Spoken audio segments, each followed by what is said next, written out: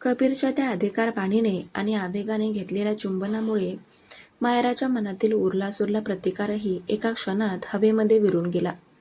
कबीरच्या हाताचा विळखा तिच्या कमरेवर इतका घट्ट आवळला गेला होता की तिला तिथून हलणेही अशक्य होते. खिडकीबाहेर पावसाचा वेग आता वाढला होता. काचेवर पाण्याचे थेंब जोराने आदळत होते आणि खोलीतल्या मंद निळ्या प्रकाशात दोन शत्रूंच्या शरीराचा आणि मनाचा एक मादक खेळ सुरू होता. कबीरने जेव्हा आपले ओठ तिच्या ओठांवरून हळूच बाजूला केले तेव्हा दोघांचेही श्वास कमालीचे वेगाने चालले होते. कबीरने मायराच्या डोळ्यांमध्ये पाहिले. तिथं आता केवळ पराभवाचा राग नव्हता, तर कबीरच्या त्या उग्र आणि मर्दानी रूपाने तिच्या मनात निर्माण केलेली एक अनामिक मादक नशा स्पष्ट दिसत होती. कबीरने एक शब्दही न बोलता मायराला आपल्या दोन्ही हातांवर अलगद उचलून घेतले आणि तो बेडच्या मध्यभागी घेऊन गेला. गुलाबी सिल्कच्या कुर्त्यातली मायरा त्या मंद प्रकाशात कमालीची सुंदर आणि नाजूक दिसत होती.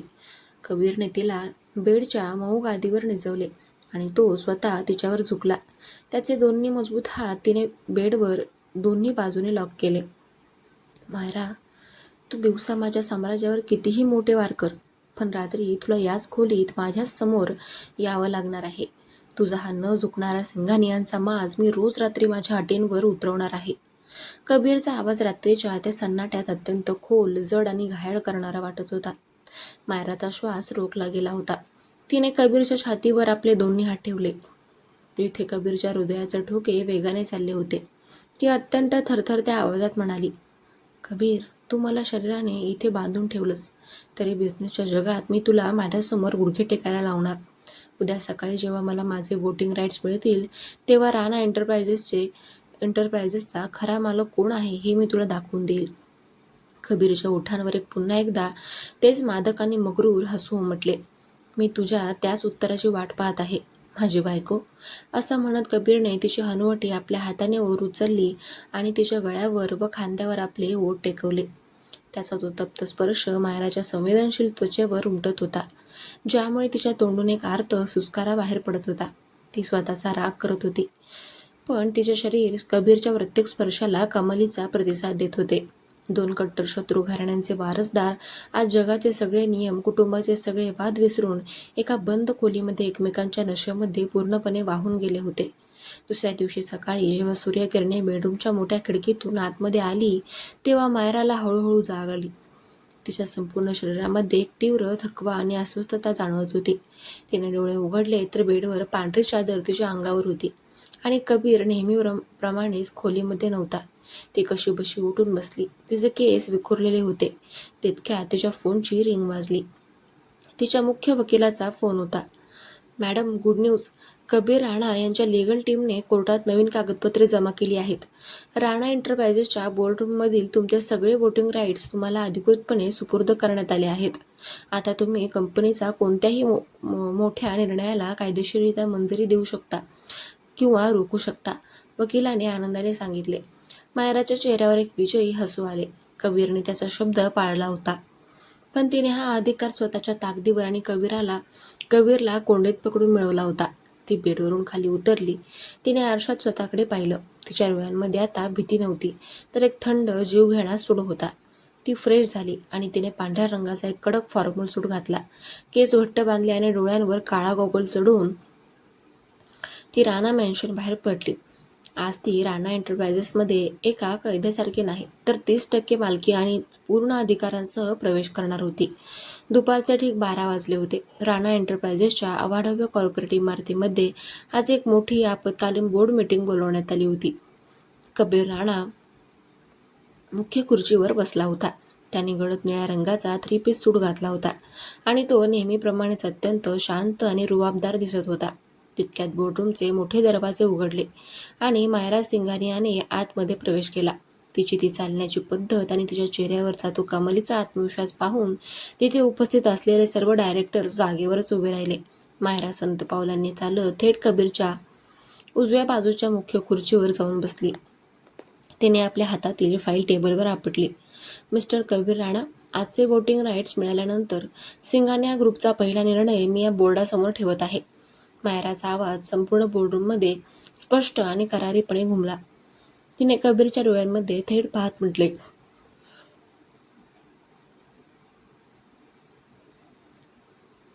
राणा ग्रुपचा जो इंटरनॅशनल पोर्ट प्रोजेक्ट आहे, ज्याच्यासाठी तुम्ही परदेशी बँकेकडून कर्ज घेत आहात, त्या प्रोजेक्टचे संपूर्ण ऑडिट सिंघानिया ग्रुपच्या स्वतंत्र टीमद्वारे केले जाईल. जोपर्यंत हे ऑडिट पूर्ण होत नाही, तोपर्यंत या प्रोजेक्टचे कोणतेही काम पुढे सरकणार नाही. मी या प्रोजेक्टला तात्पुरती स्थगिती देत आहे. हे ऐकताच संपूर्ण बोर्डरूममध्ये सन्नाटा पसरला. कबीरच्या वकिलांचे आणि फायनान्शियल हेडचे चेहरे पांढरे पडले. मायराने तिच्या अधिकारांचा वापर करून कबीरच्या सर्वात महत्त्वाच्या स्वप्नावर थेट घाला घातला होता. सर्व डायरेक्टर्स एकमेकांकडे पाहू लागले. कबीर काही सेकंद शांत राहिला. त्याचे तीक्ष्ण डोळे मायराच्या चेहऱ्यावरून हटत नव्हते. तिने त्याच्याच केबिनमध्ये त्याला दिलेले आव्हान आज बोर्डरूममध्ये पूर्ण करून दाखवले होते. कबीर हळूच आपल्या खुर्चीवरून उठला. त्याने आपले दोन्ही हात टेबलवर ठेवले आणि मायराच्या अगदी जवळ झुकत अत्यंत धीम्या पण जीवघेण्या आवाजात म्हटले, मायरा, तू माझ्या गुहेत येऊन माझ्याच सर्वात मोठ्या प्रोजेक्टला रोखण्याची हिंमत केलीस. खूप सुंदर खेळ खेळलीस. पण लक्षात ठेव, राणा आपल्या बिझनेसच्या आड येणाऱ्या प्रत्येक अडथळ्याला कसा दूर करायचा हे चांगल्या प्रकारे जाणतो. मायरा उभी राहिली. तिने कबीरच्या डोळ्यांमध्ये पाहत म्हटले, हा अडथळा नाही कबीर, हा सिंघानियांचा अधिकार आहे. आता बघूया तुझा हा ड्रीम प्रोजेक्ट तू कसा वाचवतोस. 2 कट्टर शत्रूंमधील हे कॉर्पोरेट युद्ध एका अत्यंत रोमांचक, हाय व्होल्टेज आणि धोकादायक वळणावर पोहोचले होते, जिथे दिवसा बिझनेसच्या मैदानात तलवार चालणार होती आणि रात्री वाड्याच्या खोलीमध्ये भावनांचा खेळ होणार होता. बोर्डरूममधील वातानुकूलित यंत्रणेचा थंड गारवा अजूनही तिथले वातावरण कमालीचे तापले होते. सर्व डायरेक्टर्स आणि कायदेशीर सल्लागार मायरा सिंघानियांच्या त्या अनपेक्षित निर्णयाने स्तब्ध झाले होते.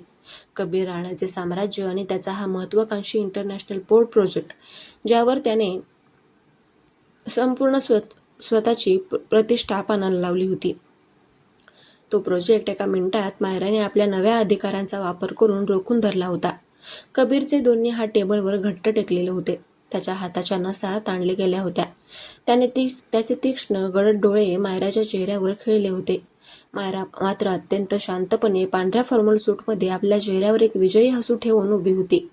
तिने कबीरच्याच घरातून, त्याच्याच चक्रव्यूहातून बाहेर पडून त्याला त्याच्याच मैदानात मात दिली होती. मिस सिंघानिया, मिसेस राणा, कबीरच्या मुख्य वकिलाने अत्यंत थरथरत्या आवाजात शांतता भंग केली. राणा एंटरप्राइजेसच्या इतिहासात आजवर कोणत्याही प्रोजेक्टला अशा प्रकारे स्थगिती देण्यात आलेली नाही. परदेशी बँकेचे प्रतिनिधी पुढच्या 2 दिवसात मुंबईमध्ये येत आहेत. जर त्यांना समजले की कंपनीच्या अंतर्गत वादामुळे ऑडिट सुरू आहे, तर ते कर्ज रद्द करू शकतात. यामुळे कंपनीचे हजारो कोटींचे नुकसान होईल. मायराने आपली पर्स हातात घेतली आणि वकिलांकडे पाहून अत्यंत करारी आवाजात म्हटले, मला कंपनीच्या नुकसानाची चिंता नाही. मला माझ्या 15% आणि आत्ताच्या 30% भागीदारीची सुरक्षेची काळजी आहे. जोपर्यंत सिंघानिया ग्रुपची ऑडिट टीम राणा ग्रुपच्या गेल्या 5 वर्षांच्या व्यवहाराची तपासणी करत नाही, तोपर्यंत या कागदपत्रांवर माझी सही होणार नाही आणि माझ्या सहीशिवाय हे टेंडर पुढे सरकणार नाही. ही मीटिंग इथेच संपली. मायराने कबीरकडे एक शेवटचा तीक्ष्ण कटाक्ष टाकला. आपल्या पायातला हाय हिल्सचा खणखणाट करत बोर्डरूमच्या बाहेर ती पडली. कबीर तिथेच उभा होता. त्याच्या चेहऱ्यावरचा तो राग आता हळूहळू एका वेगळ्याच मादक शांततेत बदलत होता. त्याला समजले होते की मायरा फक्त त्याच्या नावाचे कुंकू लावून घरात बसणारी मुलगी नव्हती. ती सिंघानियांची खरी वारसदार होती, जिच्या रक्तामध्ये बिझनेस आणि सूड दोन्ही ठासून भरले होते. तो आपल्या खुर्चीवर परत बसला आणि त्याने समोरची फाईल बंद केली. सर, आता आपण काय करायचं? मंत्रालयातूनही दबाव येईल, असिस्टंटने विचारले. कबीरने हलकेच हसून म्हटले, काहीही करायचं नाही. तिला तिची खेळी खेळू द्या. माझी वेळ रात्री येईल. दुपारनंतर मायरा थेट सिंघानियांच्या वाड्यावर आपल्या वडिलांना भेटायला गेली होती. विक्रम सिंघानिया आता पूर्णपणे बरे झाले होते आणि सोफ्यावर बसून काही बिझनेस मॅगझिन्स पाहत होते. मायराला समोर पाहताच त्यांच्या चेहऱ्यावर एक वेगळाच आनंद आला. मायरा, माझी वाघीण, मला आजच बातमी मिळाली की तू राणा ग्रुपच्या बोर्डरूममध्ये जाऊन कबीर राणाच्या सर्वात मोठ्या प्रोजेक्टला ब्रेक लावलास. संपूर्ण बिझनेस जगतात तुझी चर्चा सुरू आहे. पण मला एक सांग, हे बँक अकाउंट्स अचानक कसे सुरू झाले आणि कबीरने तुला कंपनीचे वोटिंग राईट्स इतक्या सहजासहजी कसे दिले? विक्रम सिंघानियांच्या प्रश्नाने मायराच्या काळजाचा ठोका चुकला. तिच्या गळ्यात कबीरच्या नावाचे कोणतेही चिन्ह नव्हते, पण तिचे शरीर आणि आत्मा कबीरच्या त्या राणा मॅन्शनमध्ये बंदिस्त झाले होते. हे ती आपल्या वडिलांना सांगू शकत नव्हती. तिने स्वतःला सावरले आणि वडिलांचा हात हातात घेत म्हणाली, बाबा, बिझनेसमध्ये प्रत्येकाची एक कमजोरी असते. मी कबीरला अशा कायदेशीर कचाट्यात पकडले की त्याला आपले बँक अकाउंट्स मोकळे करावेच लागले. तुम्ही काळजी करू नका. या लढाईत सिंगानियांचाच विजय होईल. विक्रम सिंगानिया यांनी तिच्या डोक्यावर हात ठेवला. पण मायराच्या मनाला आतून एक वेगळीच बोग टोचत होती. तिने स्वतःच्या कुटुंबाला वाचवण्यासाठी स्वतःचे आयुष्य एका शत्रूच्या स्वाधीन केले होते. रात्रीचे 11:30 वाजले होते. राणा मेन्शनच्या विस्तीर्ण वाड्यावर पुन्हा एकदा अंधाराचे साम्राज्य पसरले होते. बाहेर रात्रीचा गार वारा सुटला होता आणि झाडांची पाने एकमेकांवर घासून एक गूढ आवाज निर्माण करत होती. मायरा बेडरूमच्या मध्ये उभी होती. तिने साडी बदलून गडद निळ्या रंगाची एक साधी सिल्कची रात्रीची नायटी घातली होती. तिचे लांब रेशमी केस तिच्या पाठीवर खांद्यावरून पुढे घसरले होते आणि खिडकीपाशी उभी राहून ती रात्रीच्या शांततेकडे पाहत विचार करत होती की कबीर आज रात्री तिच्या या मोठ्या वाराचा बदला कसा घेणार.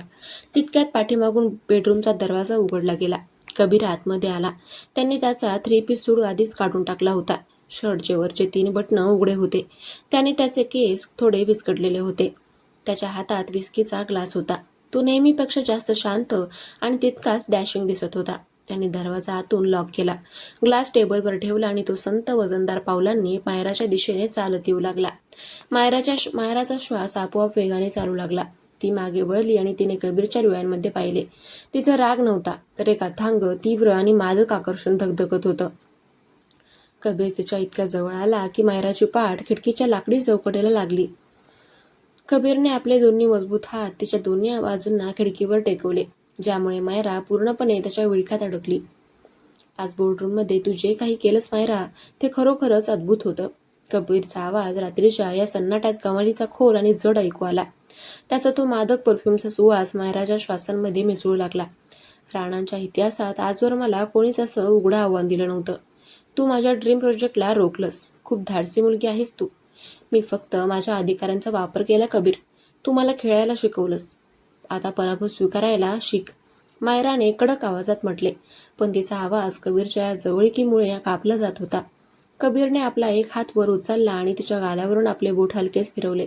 त्याचा तो तप्त स्पर्श होताच मायराच्या संपूर्ण शरीरामध्ये एक तीव्र शहारा उमटला. तिचे डोळे नकळत मिटत गेले. पराभव? राणा कधीच हरत नाही मायरा. कबीरने तिच्या कानाजवळ आपले ओठ नेले. त्याचा गरम श्वास तिच्या संवेदनशील त्वचेवर उमटत होता.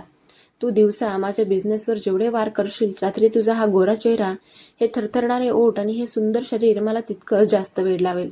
तू माझा प्रोजेक्ट रोखलास ना, मग त्याची किंमत तुला याच बेडवर मोजावी लागेल.